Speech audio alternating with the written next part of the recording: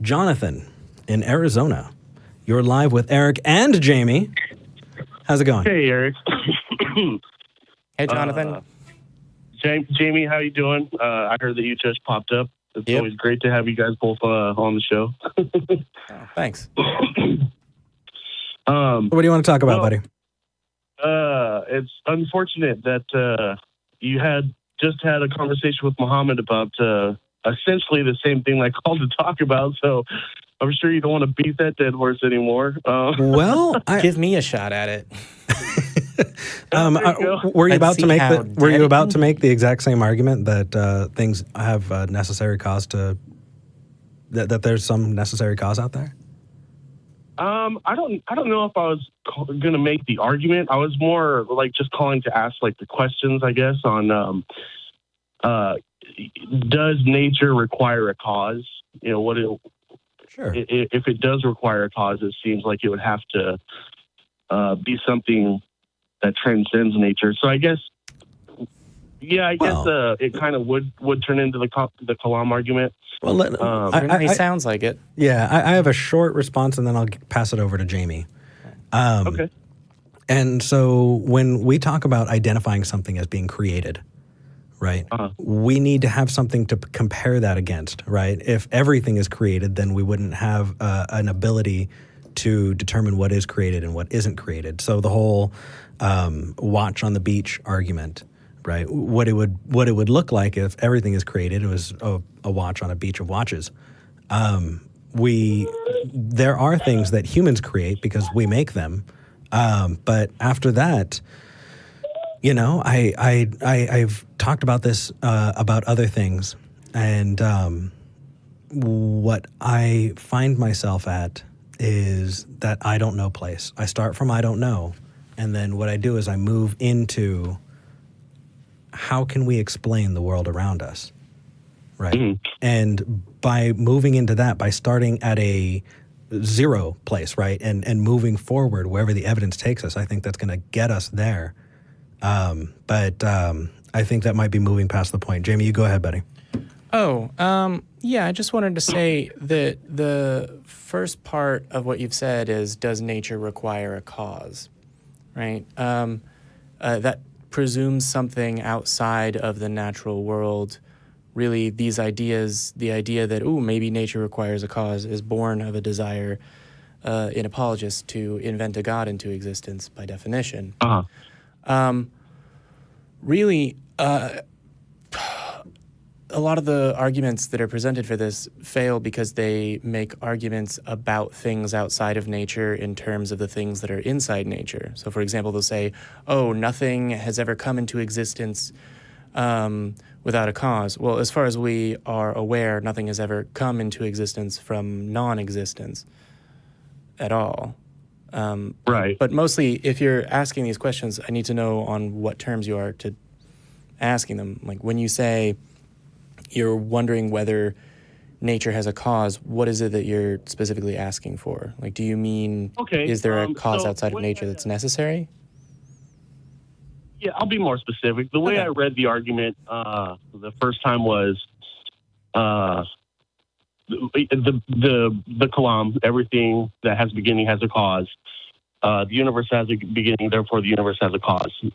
From a deductive logical argument, that's irrefutable. But then it's a matter of, well, are the premises true? So, when I talk about does the universe have a cause, what I mean is specifically, if the universe and nature is comprised of time, space, and energy, was there a cause for time, space, and energy to come into existence? So there's a couple of interesting things that get into the details of this, which is that four-dimensional space-time, which is where/when we exist, may or may not have begun at the Big Bang. So saying something about temporal relationships outside of that may not make sense. But for the most part, the answer is I don't know, and I don't know how anyone at the present moment could demonstrate that.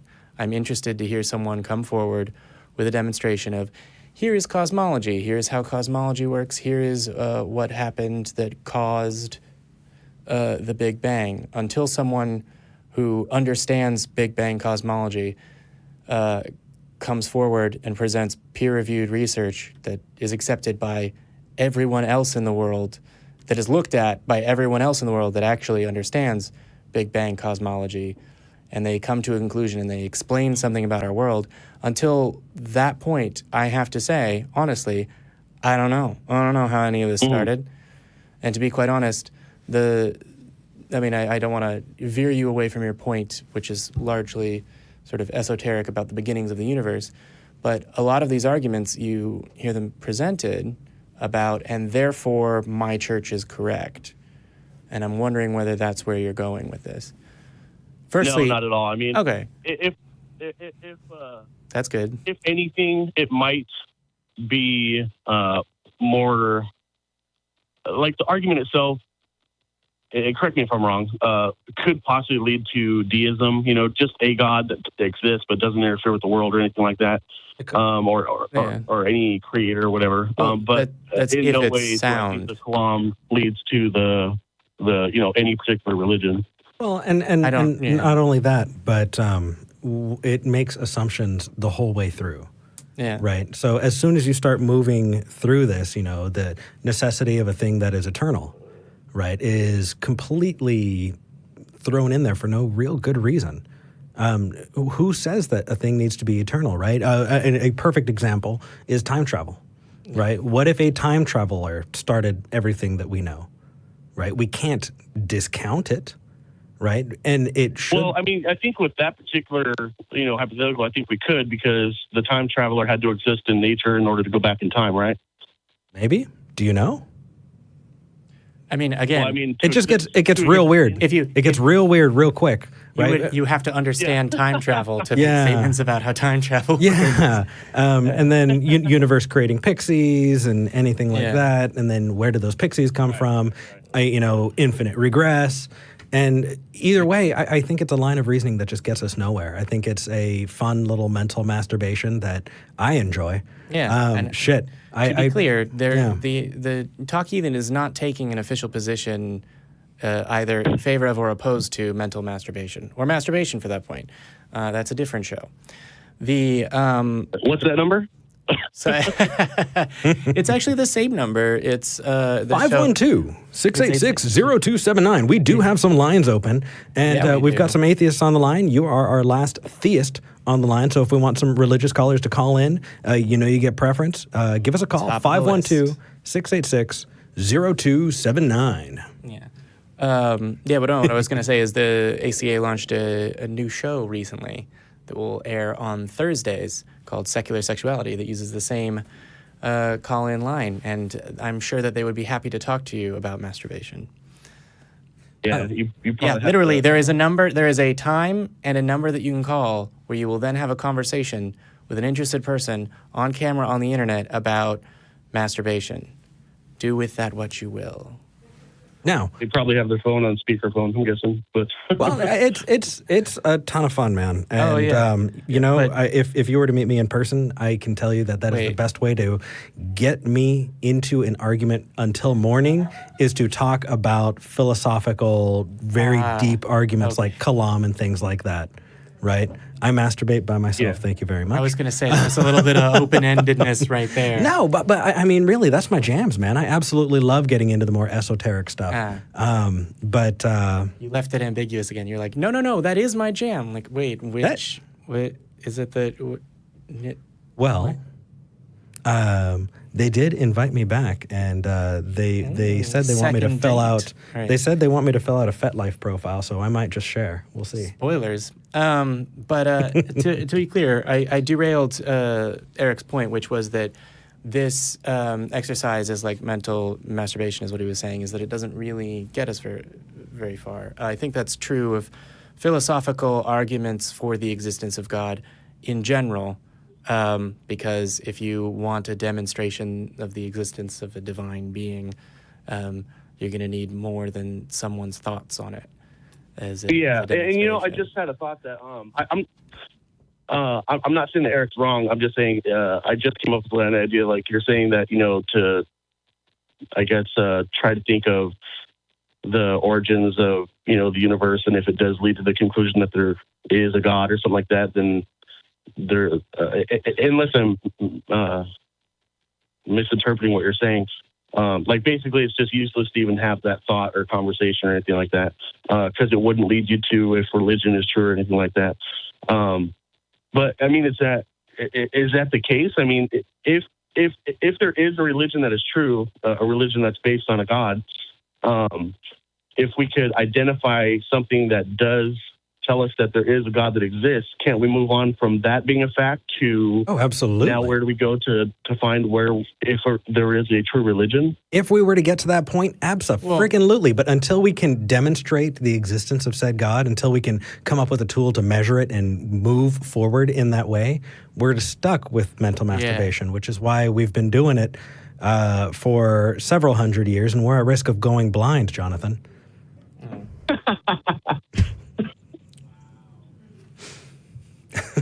Shut up, Jamie. I had nothing to say. Yeah. Oh, well, dear diary. I heard an audience response through the glass. That was amazing. Wow, indeed. Yeah. I mean, there's something to be said about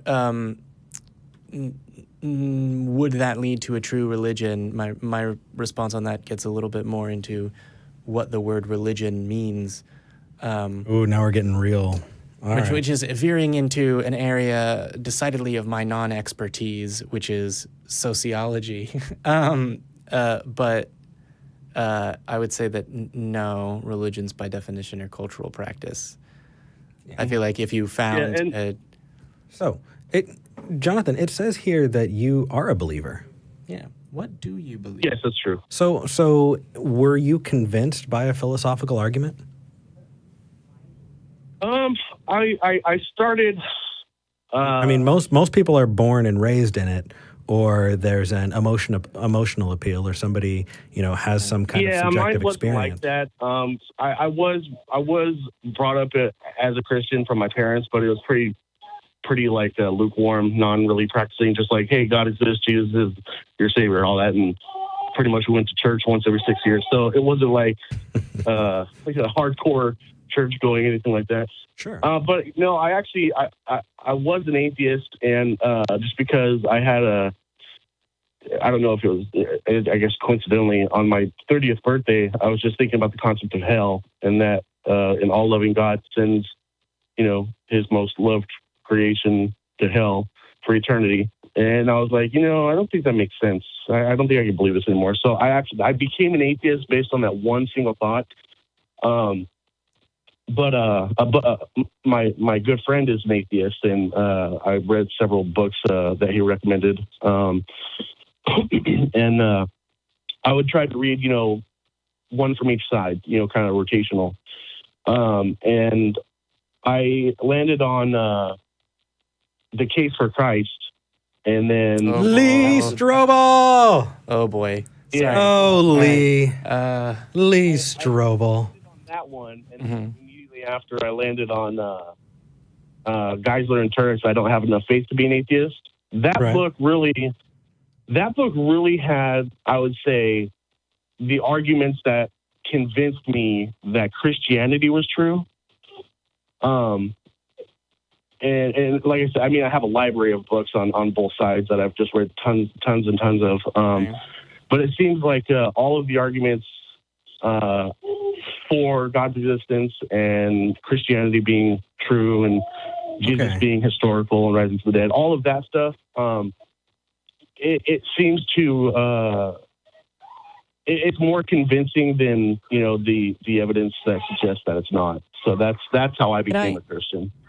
Wait, sorry. So, arguments about non-existence? Arguments about a historical person that is described as Jesus in the Bible persuaded you to be a Christian, just to be clear? Or were you saying a different book?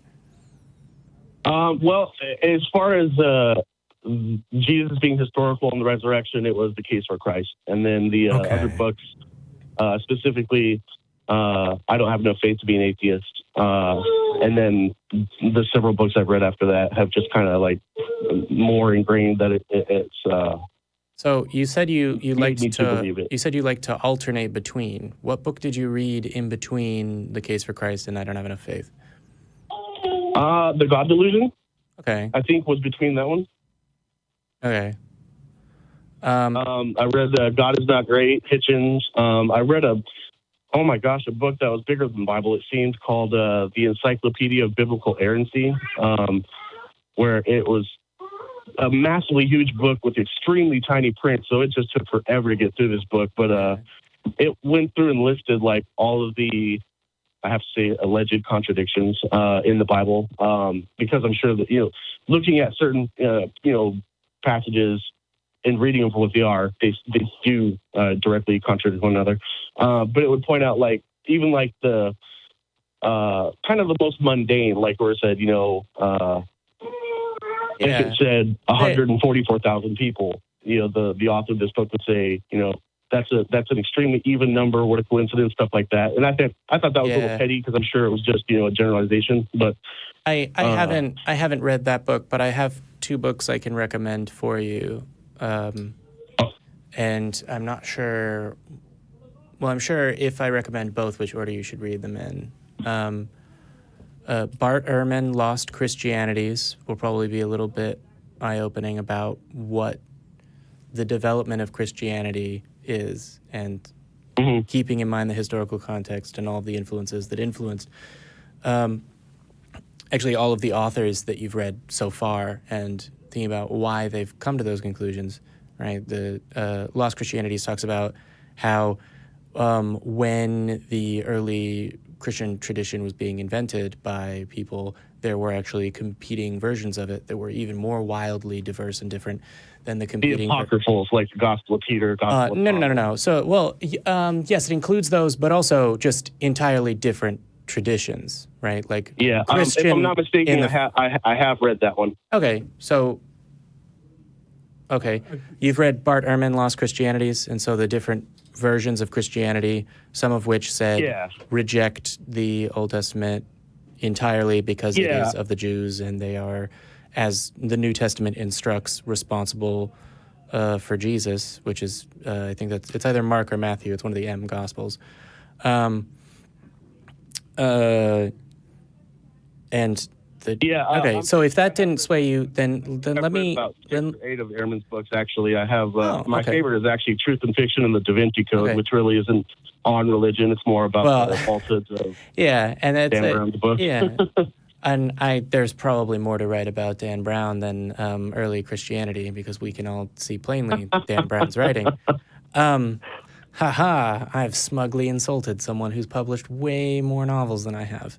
Anyway, then let me... What was the second book? So let me suggest a different tack for your research, because as best I can tell, you're looking at things like the historical Jesus, the historical church, things in nature, and how they are described, and arguments about, like, well, we just don't understand it, therefore it's wild. Let me recommend A Manual for Creating Atheists to you, because the first 3 chapters specifically are about why people believe the things that they do.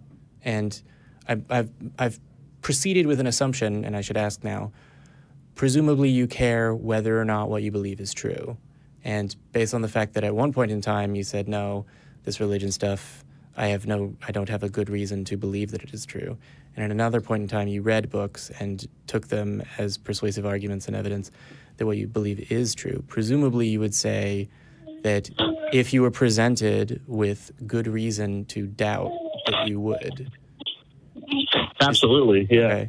So I would say examine why people draw conclusions. Learn about the foibles of human reasoning, namely the unbelievably common logical fallacy that encompasses the entirety of the thesis of the book, I Don't Have Enough Faith to Be an Atheist.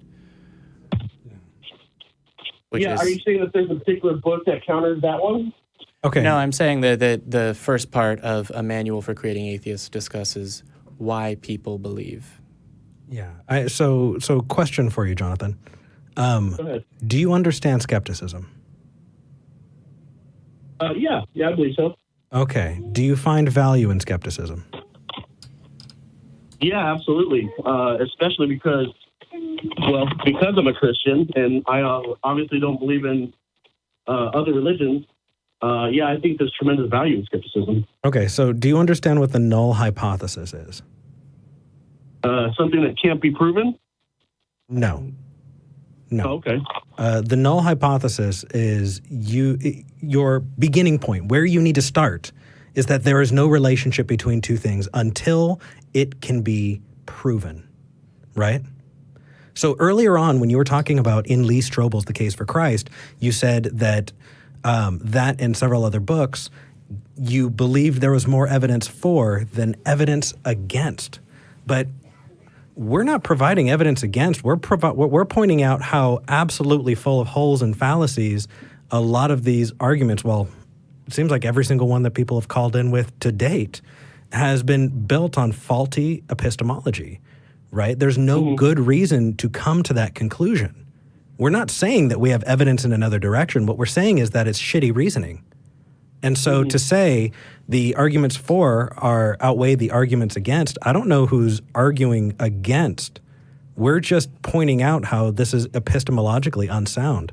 You don't get to truth by pointing those kinds of things out. And to the best of my knowledge, most of the things that Lee Strobel says has to do with the Bible and assuming that it's true, right? Based on this book that I say is already true, therefore it's true, right? One of the big arguments that he makes is that why would people die for their belief, right? Why would the apostles die? You have to assume that the book is true, that the apostles were real, and that they died, right? All you're doing is getting that out of a book, when in reality, all I can do is write that in my book, and it's just as valid until you can prove otherwise. Yeah, I mean, if that's what he did, then I wouldn't agree with how he's coming to the conclusion that he is. But I don't know that he's. He has, and in that exact same book, he also makes the argument because it's old, it's more likely to be true, right? Or because people find conclusions that they come to from it useful, therefore it's true, right? And that none of those things lead back to truth in the world, right? Also going back, the very statement, I don't have enough faith to be an atheist. Do you understand how we define faith and why that makes absolutely no sense? I don't think I think it's more of a catchy, book title, not they're claiming that you have. I think it's either. Well, I think it's either oblivious to the point that it's silly, or it is intentionally. I mean, really, either way, it does not come out well for the author. They present that as an argument. It's more faith. You're trying to make a judgment on the information of the book without you're judging the book by its cover, are you not? Well, I'm judging the statement that's on the book. The argument that I don't have enough faith to be an atheist is one that that isn't familiar with. It's an argument that we've been given. Yeah. So if you want to crack the book and give us an argument that you think is going to be compelling, go ahead. But I think you do have a good understanding of why we use the reasoning that we do. We don't come to that conclusion because it's not valid. There's no good reason to. And yet you're still on the other side, and that confuses the shit out of me because that tells me that you are not holding on for logical reasons. Either it's that or we can help you shore up your epistemology so you can see just how bonkers it is. Yeah. I can't think of what I would consider to be a great argument to quote from the book is, and plus I don't want to. Well, I mean that's the whole reason for our show. People's opinions on what they believe and why or anything like that. Just so I can only speak for myself. Sure. So why do you believe, Jonathan? I believe that I believe that the resurrection was a historical event based on what I've read about, history of antiquity from, the earlier historians. So to be clear, there are written documents that you believe are sufficient evidence that a man rose from the dead. Or there's Could you phrase historic. the question one more time? So what are you saying? I believe that I am hearing that you're saying that there is historical evidence that a man rose from the dead? Historical evidence, yes. Okay. Is that evidence compelling? Is that something you can present to us that you think would hold water? Not with you. It was compelling to me. Okay, so why is something compelling to you and not to us? I can't answer that question. Well, because I can only speculate, you know? So can you tell us specifically about what it is that you found compelling?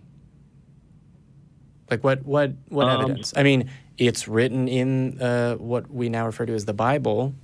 We know that. No, the Bible really had nothing to do with like my belief in Christianity. It all has to do with really the historical writings outside of the Bible that said that a man match rose up from with the what dead? the New Testament says, you know? Okay, so I'm sorry, I didn't hear your question. Writings outside of the Bible that talk about the Bible are sufficient evidence to believe that someone rose from the dead. Yeah. Okay, hold on. So please correct me if I'm wrong. I think that the Testimonium Flavianum, the testimony of Flavius Josephus that says a guy named Jesus existed, is enough? Or are you referencing something else? Because saying a guy named Jesus existed does not say that that person was magical, rose from the dead, had 12 followers, or did anything in the Bible. Not. Right? Okay. No, of course, by itself, no. I would. If Josephus's writing was the only thing I was saying, that's what did it for me. Okay, what else? I think that would be. Well, hopefully it's not Josephus, because my understanding is that that's.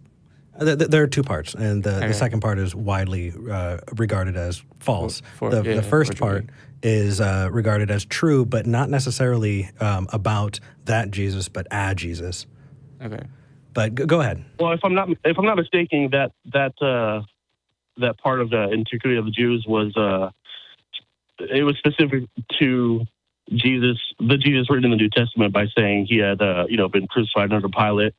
His followers all feared for the life and ran, whatever, and then he had a brother named James. I mean, these things kind of match up exactly with what the New Testament authors had written about Jesus. So, and it seems to me they're talking about the same guy. I urge you toward the scholarship, because the scholarship shows that the vast majority of that came much, much later. And I think it was like around the end of the first century, I think, right? Yeah, so Jonathan, let me throw something your way. I can go online right now and find more than a dozen websites that can all tell me stories that overlap and confirm each other about aliens visiting Earth in Roswell, New Mexico. Uh-huh. Do you believe that aliens visited Earth in Roswell, New Mexico? No. Okay. But I don't know. I don't think so, but I don't know that. I don't know either, but what I do to evaluate a claim like that, right? I believe that there are people that believe that that's true, and they wrote that down, and I believe that they are sincere, because that's sort of default, and there's no motivation to lie. That isn't sufficient evidence for me to believe that something that, based on an understanding of physics, is unbelievably unlikely, literally astronomical, happened. And yet you're saying that there is evidence from a time when records were even shittier, from thousands of years ago, multiple thousands of years ago, that some people's oral tradition that eventually got recorded is sufficient evidence to believe something that is an even greater departure from what we know happens and doesn't happen. I mean, go ahead. Does that make sense? Yeah, it does.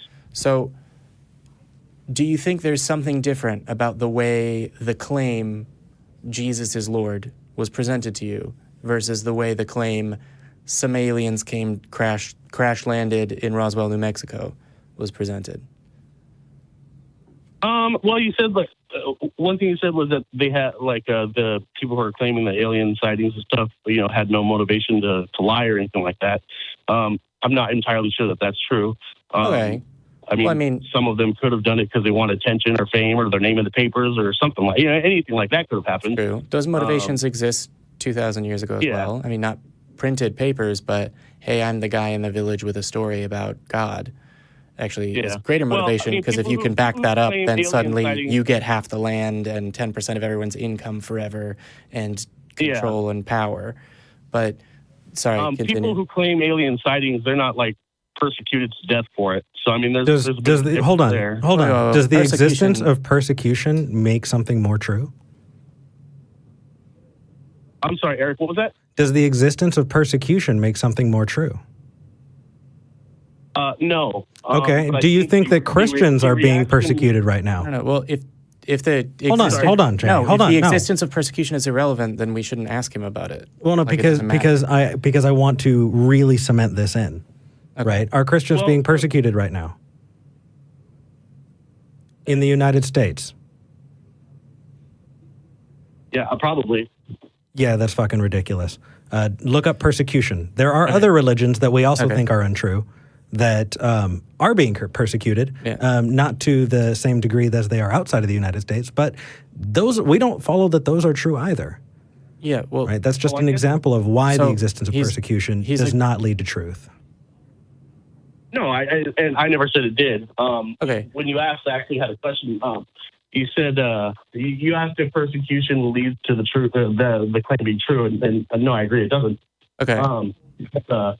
I think the reactions of people who were persecuted, and I say were, not are,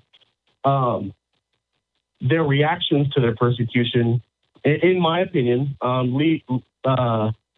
it gives credibility to what it is they're saying happened. No. Now, I absolutely agree with what why does it give credibility, Jonathan? Jonathan, it gives credibility to their sincerity.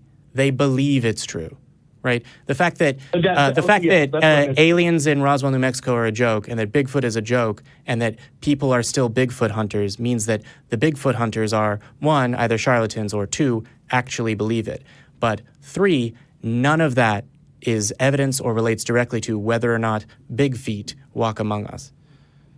Right, you're absolutely right. I did mean to say that it leaves credibility to their sincerity and belief of it. Cool. So, I agree. Lots of people believe lots of things. The fact that the towers fell leads credibility to the fact that terrorists believe what they're doing when they commit suicide attacks. It is in no way a consideration of whether or not I'm going to consider whether or not to be a Muslim, if I can add any more words to that response. If I can point to cults that ritually commit suicide far more than the 12 Jim apostles, Jones right? was a prophet. And those people, you can't tell me those people didn't truly believe. They believed. It doesn't. So the fact that the people long, long ago believed sincerely that it's true, I find entirely unpersuasive. Mm-hmm. Yeah, and I'm not saying that. I mean, everything you're saying is I agree with. The Jim Jones massacre was, it was suicide. The apostles and the disciples, it wasn't suicide. They didn't kill themselves by saying they believe this. They just didn't recant what they claimed they saw. So it sounds like the Jim Jones people should have more credibility of how much they believed it, shouldn't they?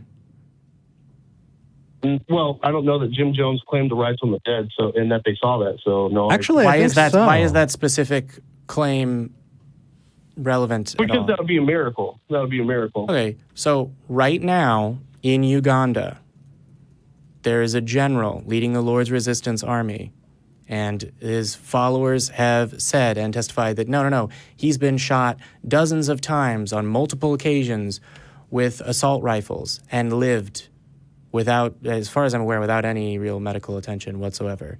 Do you believe that he is, doing the Lord's work? Would if you could be presented with evidence where you went, yes, these people are saying this, they believe it sincerely, therefore, is that persuasive evidence to you? No, it's not. Okay, so just let's put a pause on this. If we get to the end of this conversation and you get to the end of your search and you go, wow, the things that I thought ahead of time, wow, this is persuasive, aren't. I mean, you said previously you care whether or not what you believe is true and you would like to believe things for good reasons. Am I correct in remembering that? Yeah, absolutely. Okay.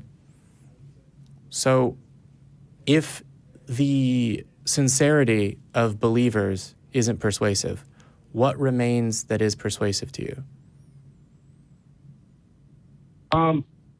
I guess in particular to the disciples, and I know that's not directly what you're asking. You're asking for a correlation between the two, if I'm not mistaken. I guess because of they had no reason to really proclaim what they believed was true. I mean, if they didn't, they believed it was true. That's why they proclaimed. Yeah, if they believed it was true, but they were wrong. I would basically, and I'm sure you guys are probably the same, because you do believe that what they said was not true. Or I assume that. You may not believe they exist at all. I guess I don't know. If the disciples existed and Jesus existed, and they said they saw Jesus rise from the dead, what made them believe that if they were wrong? I have a book to recommend and a lot of reading about skepticism and the way that human minds work to recommend to you. What is the best way for us to remain in communication so that I can provide you with research about not just biases of information, but illusion and delusion and the utter and complete failing of the human mind to understand the world around it from an individual perspective? Because they believe those things for the same reason that people will say, oh yes, I believe that I was visited by ghosts. There were a group of them and they were all there. They believe, though, that they saw angels and God for the same reason that people say, no, I was abducted by aliens. I went on their ship. There were a group of them. They taught me to speak their language, but I've forgotten it now. People believe things that are wild and crazy and out there for terrible reasons. And it all comes down to believing that human beings are good at coming to conclusions just by thinking about it. Mm-hmm. Sure. And so, I guess to be clear, I do want to remain in touch, like over email or Facebook or on the Reddit, because this conversation in particular is perhaps one of the most important things this show can do. Provide an intro and a dialogue into why it is so important to understand that human brains are not good at this. So what kind of content information would you like from me? Oh, are you a Redditor? You like the Reddit? I really don't know what Reddit is. I don't really use it. Are you on the Facebook? Yes, I do have a Facebook page. Okay, cool. So you can find us on Facebook. And/or if you prefer email, you can shoot an email to mail at talkheathen.com. Mail. I knew I'd said something wrong. I was like, I've never said email at before. Mail at talkheathen.com. Yeah. And we'll continue this conversation with citations, I think. Yeah. Okay. Is there anything I should put on the subject line to remember this particular conversation? Just say Jonathan. Caller. Yeah, Jonathan from Sunday's Call. Mm-hmm. That works? Okay. All right, man. So we'll talk to you later, and take care. All right, it was great talking to you guys. Have a great rest of your weekend. You too. You too, Jonathan. Bye.